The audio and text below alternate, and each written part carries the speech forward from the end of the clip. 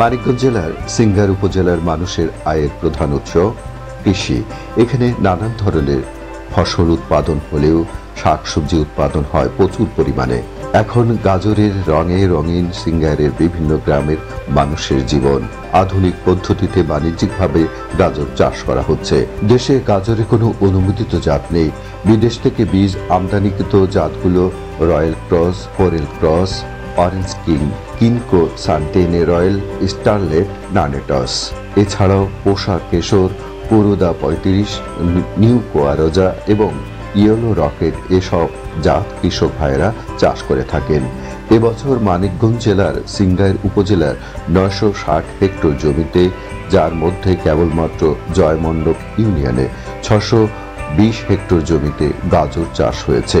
এ ইউনিয়নের চরডাঙ্গিয়া গ্রামের কৃষক মোহাম্মদ মিজানুর রহমান ১৬ বিঘা জমিতে অরেঞ্জ কিং জাতের গাজর চাষ করেছেন। গাজর আসলে আপনাদের এখানে অনেক ভালো হয় আমি দেখেছি, কারণ হচ্ছে যে এই মাটিটা অনেক গাজর চাষের জন্য উপযোগী। দেশের অন্য জায়গায় অনেক সময় দেখা যায় হয় না। তো আপনারা কত বছর আগে থেকে এই গাজর চাষ করছেন? গাজরটা আমার তো ৩৭ বছর রানিং চলতেছে। গাজরটা আমার বাপের আলোতে মোটামুটি ৪০ বছর আনুমানিক আইছে আর কি। আমরা জন্মের পর থেকে দেখছি মোটামুটি আমার মনের টার্গেট আর কি ৪০ বছরের মতো। গত বছরের তুলনামূলক গাজরের গাছ যে আছে অনেক ভালো আছে, রোগ বালাই কম আছে এবছর। গত বছরে যেমন গাজরে একটু রোগ বালাই আসলো, এবছর গাজরের রোগ বালাই কম আছে। তো আশা করা যাচ্ছে আর কি গাজরের ফলন এবছর ভালো হবে। এটা লাগাইছি আমি আশ্বিন মাসের অর্ধেকে লাগাইছি। এটা তোলা যাবে, আমার এই জমিটা তোলা যাবে আরো ১০ দিন থেকে ১২ দিন পরে।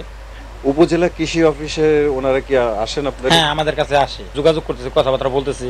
আবার কথায় জমিনে এসে আমাদের জমিন মাঠ পরিদর্শন করতেছে। এবং কি যে মাসুদ সাহেব আছে, মাসুদ সাহেবও আমাদের মাঠে প্রায়ই আসে, এসে আমাদের মাঠ দেখতেছে, আমাদের সাথে কথা বলতেছে। আমাদের কৃষি অফিসার বাসার স্যার অনেক আমাদের এই মাঠে আমাদের লিগে পরিশ্রম করে এবং কি আমাকে অনেক ভালোবাসে।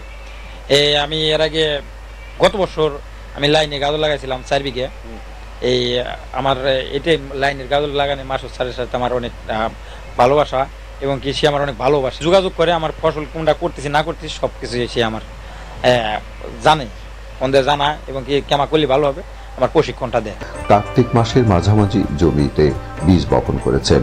বীজ সারিতে বা ছিটিয়ে বপন করা যায়, তবে সারিতে বপন করলে ফলন বেশি হয় এবং বীজও কম লাগে।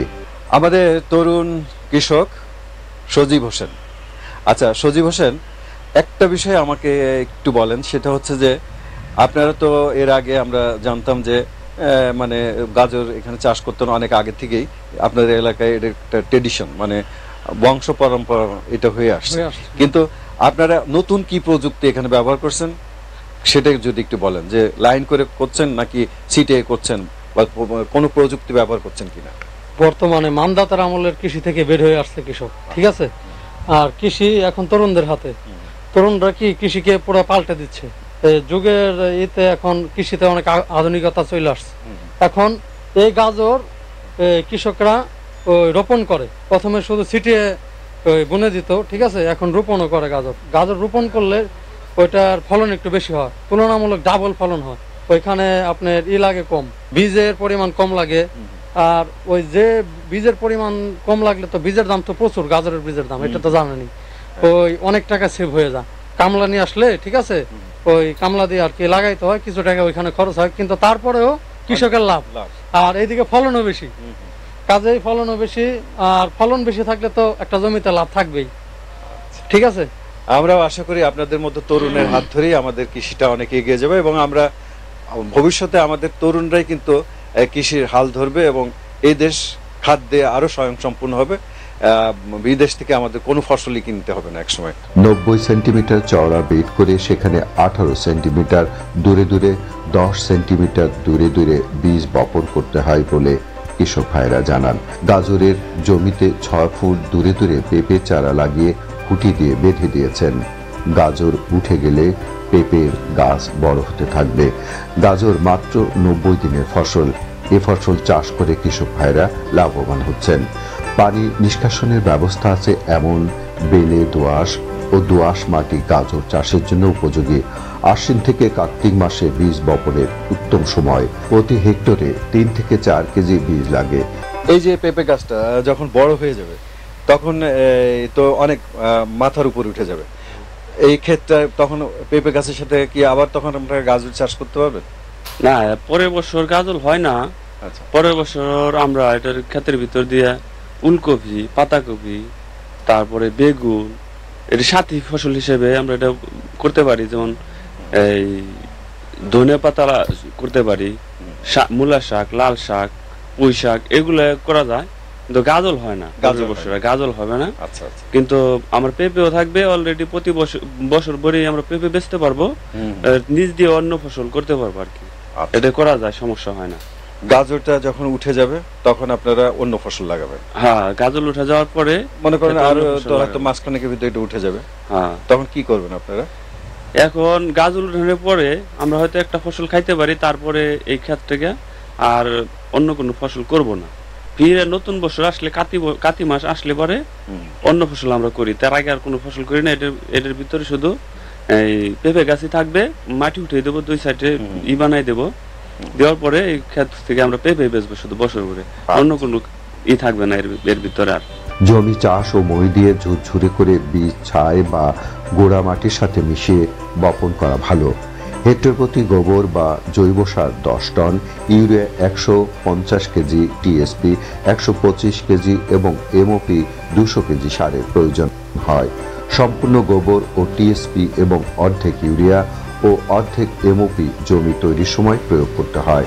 অর্ধেক ইউরিয়া সমান 2 কিস্তিতে চারা গজানোর 10 থেকে 12 দিন ও 35 থেকে 40 দিন পর উপরি প্রয়োগ করতে হয়।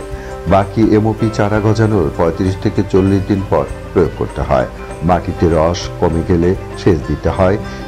সেচের পর জো এলে নিড়ানি দিয়ে চটা ভেঙে মাটি আলগা করে দিতে হয়। গাজর আমাদের একটা ঐতিহ্য জয়মন্টপ ইউনিয়নের জন্য তথা সিঙ্গার উপজেলার জন্য। গাজর চাষ করতে সাধারণত শাস্ত্রের মতোই 16 চাষে মূলা, 8 চাষে তুলা, তার অর্ধেক ধান, বাকি বিনা চাষে পান। আমাদের এই যেহেতু গাজর শিকড় জাতীয় ফসল, সেহেতু এই গাজর চাষ করতে অধিক চাষ লাগে। অধিক চাষ দিলে পরে মাটি ঝুরঝুরে বা নরম হলে নিচের দিকে এই গাজর শিকড়টা যায়, গাজর মসৃণ হয়। গাজরের সার ব্যবহারের ক্ষেত্রে ওই অন্যান্য ফসলের মতোই TSP, MOP, urea, gypsum, potash, boron সার লাগে। এগুলো যদি আমরা সমহারে দেই তাহলে গাজরের ফলন ভালো হয়। আমাদের কৃষকরা সাধারণত 50 কেজি টিএসপি এক বিঘা জমিতে ব্যবহার করে, 40 কেজি এমওপি এবং 15 থেকে 20 কেজি ইউরিয়া সার ব্যবহার করে। এছাড়া 1-2 কেজি বোরন, জিপসাম ব্যবহার করে, যাতে জমির ফসলগুলো মসৃণ হয়। জমিটা চাষ করে সাধারণত নভেম্বরের অর্ধেক থেকে ডিসেম্বরের অর্ধেক পর্যন্ত গাজরের বীজ বপন করে। মধ্য জানুয়ারি থেকে আপনার জুন জুলাই পর্যন্ত গাজর মাঠে থাকে। চারা গজানোর 70 থেকে 80 দিন পর গাজর তোলার উপযুক্ত সময়। হেক্টর প্রতি 20 থেকে 25 টন গাজর হয়ে থাকে। জাপ পোকা গাজরের কচি অংশ রস চুষে খেয়ে গাছের সমূহ ক্ষতি করতে পারে। পোকা দমনের জন্য অনুমোদিত মাত্রায় কীটনাশক প্রয়োগ করা যেতে পারে। গাজর একটি অর্থকরী ফসল। মানিকগঞ্জ জেলার সিঙ্গার উপজেলার বিভিন্ন গ্রামে আধুনিক পদ্ধতিতে বাণিজ্যিকভাবে গাজর চাষ করে কৃষক ভাইয়েরা লাভবান হচ্ছেন। সারা দেশের কৃষক ভাইয়েরা এই ফসল চাষ করে লাভবান হতে পারেন। আমাদের সিঙ্গার হচ্ছে ঢাকার কিচেন হাউস। এখানে এবছর 48-25 হেক্টর জমিতে বিভিন্ন ধরনের সবজি হয়েছে। সিঙ্গারের অন্যতম একটা সবজি হচ্ছে গাজর। এবছর সিঙ্গারের 960 হেক্টর জমিতে গাজর উৎপাদন হয়েছে এবং গত বছর ছিল 950 হেক্টর, মানে গত বছর 10 হেক্টর জমিতে গাজর উৎপাদন বেড়েছে। এবছর আমরা বেশ কয়েকটি জাতের গাজর এখানে করা হয়েছে, যেমন অরেঞ্জ কিং, এটা কৃষকরা প্রচলিত জাত হিসেবে তারা করে থাকে। এছাড়া আমরা জাপান থেকে এবছর আমরা একটা জাত পেয়েছিলাম TC1, এবং মেটালের কিছু জাত আছে, মেটাল, এরপরে আরো কয়েকটা কোম্পানির জাত ছিল। এগুলো আমরা কৃষক ভাইদেরকে আমরা ট্রায়াল দিয়েছি।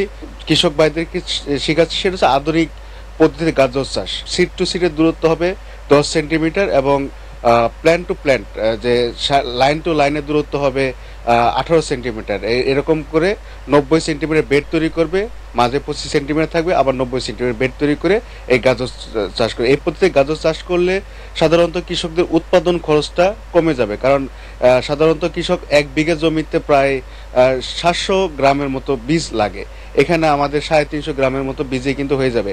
1 কেজি গাজরের বীজের দাম 25,000 টাকা এবছর বিক্রি হয়েছে। দেখা যায় যে আমাদের 12,500 টাকা কিন্তু উৎপাদন খরচটা কৃষকের কমে যাবে। এছাড়া একবার পরিচর্যা করলে কিন্তু হয়ে যাবে, তাহলে কৃষক উৎপাদন খরচ কমে যাবে, এমনকি উৎপাদনটা অনেক বেড়ে যাবে।